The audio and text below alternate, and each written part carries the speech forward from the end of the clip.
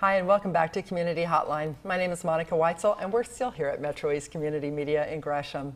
Tonight we're going to focus on an event that is taking place in East County. It's a benefit for the West Columbia Gorge Chamber of Commerce, who I've had on the show several times. They do great work here in East County. This is going to be the East Side Garden Tour. And with me tonight to talk about it is Andrew Huey, who is a landscape coordinator, edible landscape coordinator at McMenamins Edgefield.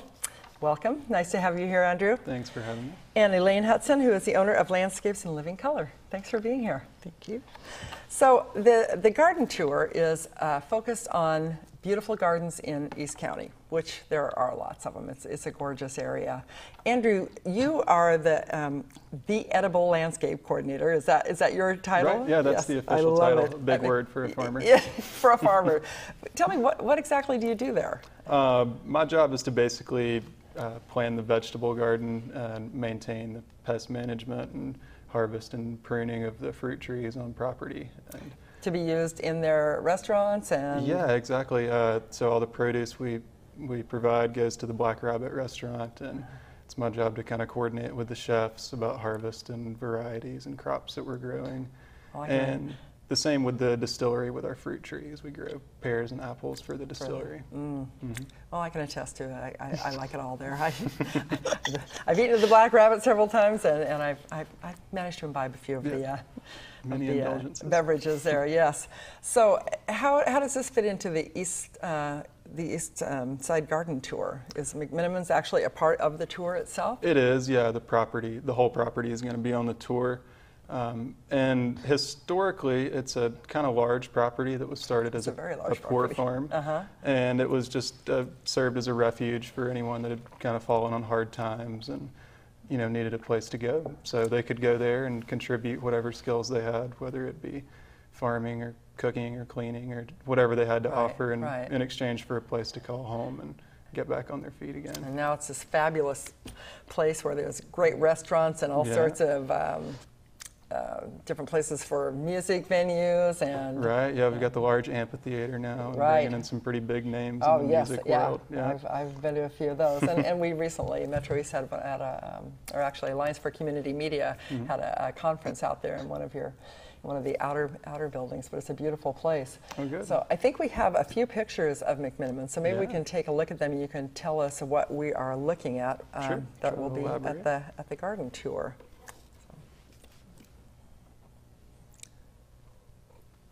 Okay, what are we looking at here? Let's see, that looks like the loading dock, which is kind of an outdoor seasonal restaurant.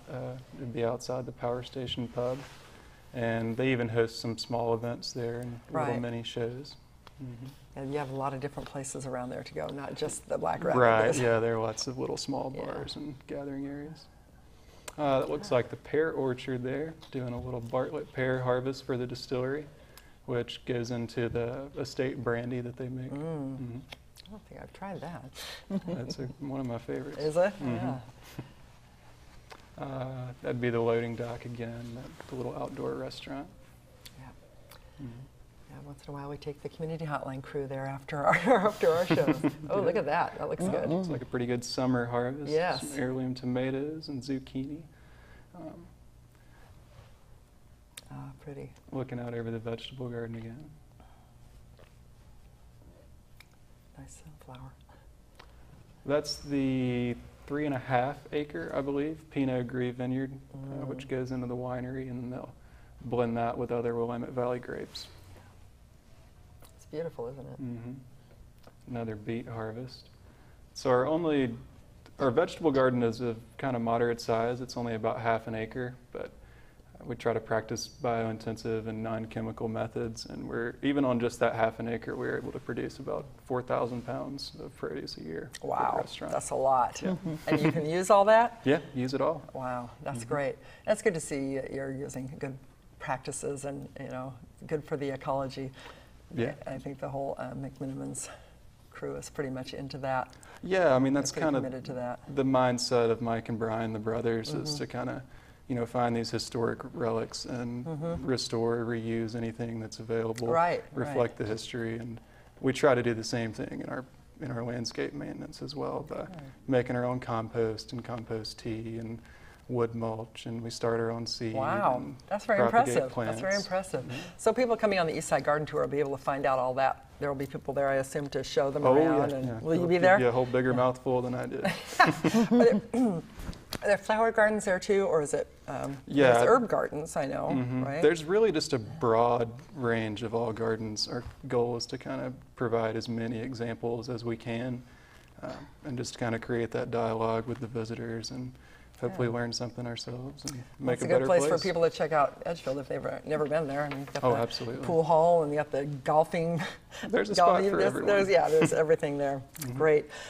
Elaine, you are the owner of Landscapes and Living Color. What do you do there? You're a landscape designer, right. Is that correct? I'm a designer. I usually work with plants, and then I have other contractors or landscapers do all the hard work, essentially. So you dictate what everybody else does. You do the designing. Well, I have to. My bosses are my customers. They are my bosses in a way. So they, or whatever they want to.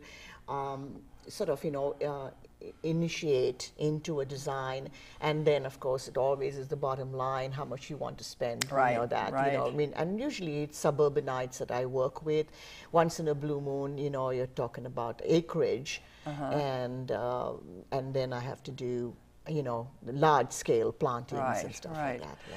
It seems like most landscape designers have kind of a niche area or something they specialize in. Do you have something that's sort of your calling card or something you specialize in as a designer? Yeah, I do all 4 seasons. I cover all 4 seasons, even if it's a small garden. I have to scale down and do the proportion business, so we go covering all 4 seasons in a small yard. And also now with people getting more into the fruit and orchards, small orchards or small berries or whatever, because they don't have room, I do the training of raspberries or spalluring of apples on fences, so those fences become living organisms in a way, and so because that's what I have to work with is suburbanites. When you say all 4 seasons, do you mean that when somebody goes into that garden, obviously in spring and summer there's going to be flowers, but you keep it so there's always something to look at throughout the year, or something that's growing and beautiful in the garden no matter what season? Yeah, there's a good blend of broadleaf evergreens and maybe some dwarf conifers, and then berries for fall and winter that will have color and something exciting, and that's what people like, that every 2 weeks the garden keeps changing, so you don't have petunias for 3 months or and then nothing. And so that's not what what is how I design. Most designers don't do it that way. So it's good planning. It's good planning. Well, I know people that are novices and amateurs like myself. I can imagine doing a garden. Sometimes you see gardens where people have this gorgeous garden for 1 season, and then during the wintertime it just looks horrible. Right. But you can work around that. Yeah. So go ahead. That's what you do with with foliage. You use foliage plants, which obviously stay evergreen through winter. So because that's the 6 months that we need the color. We don't have too much. We're so used to our gray skies and stuff. So. Yeah, it does get a little depressing after a while. We have some pictures from.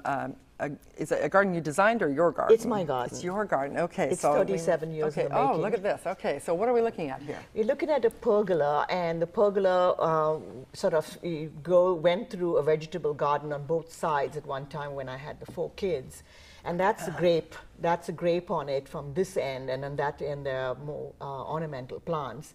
So the whole reason for grapes, or even wisteria, if you train the wisteria, is that you can walk underneath and you can really enjoy the grape, sort of, draping down. Right. And so it becomes an ornamental feature, and yet it's also something that is edible. Right. And on the right-hand side is a vegetable garden. It's all raised beds. You don't see it. Most people get so carried away with the texture because it's shade. It's light shade without the root systems of a tree, which normally a tree and is always, brings in the shade, but it also brings in, it's a water guzzler. A tree is a water guzzler, whereas this isn't. Oh, okay. So it brings in the shade, and it's a cooling atmosphere.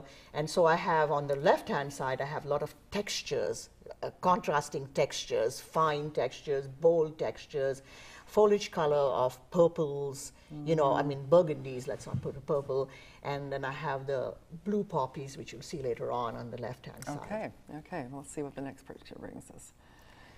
That's a shed, and it's a glorified shed. It doesn't need to be.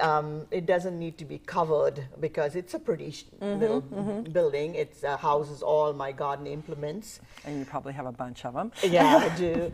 And the plant on it, espaliered, is Camellia sasanqua, which is a winter blooming camellia. It faces the west window, so in winter I don't have to go out. I look out my window and there it's blooming, and then it starts blooming in November and carries right up to February with a nice hot pink flower. And the little artwork is summer. That's they have the 4 seasons: spring, summer, fall, and winter, and that's summer. Nice. That's talking about camouflage. Now that is my septic tank. Oh my goodness. Practicality always wins over aesthetics. I always tell everybody, because you need to be practical. Well, there's some things you have to have, yes. Yeah, you have, and in the city, if you want to have your compost pile, you still need to hide your compost pile. It never can be pretty because it's a compost pile, and the septic tank is smack in the middle of my lawn. There was no way of sort of, camouflaging it because it would just draw more attention. But this, it sits on, I call it a pot on a pot. And it sort of is a glorified septic tank. but it looks okay. Yeah, aesthetically. Ooh, yeah, those are gorgeous. That's the same area the pergola goes through, and then this is on the left-hand side.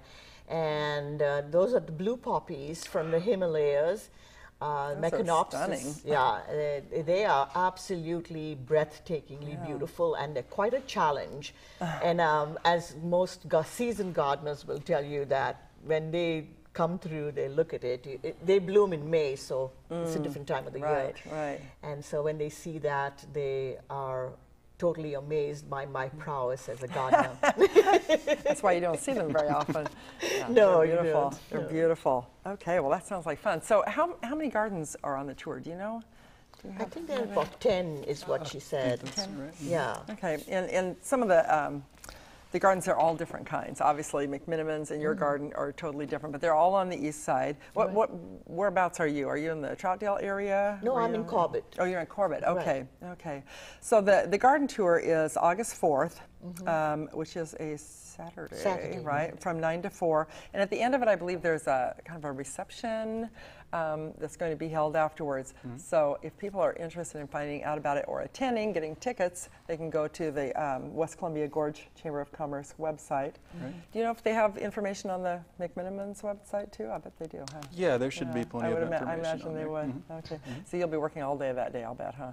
Giving tour. Will you be doing the tour yourself of your garden? It's supposed to be a self-guided tour. Guided tour, but I used to give a lot of tours where my mouth would run dry, and I could. You'll probably be there to answer questions. Yeah, if people want. You can be the the grand matron of the garden. Good. Well, if people are interested in going, I hope they do. I'm going to try to make it that day. I think it sounds like great fun. So, is there anything else you want to add about the garden tour that's coming up? No, just come and show up. Yeah, thanks so much. Good. And like I said, it is a benefit for the West Columbia Gorge Chamber of Commerce. They're great people there, and they do a lot to help out commerce in the East County area.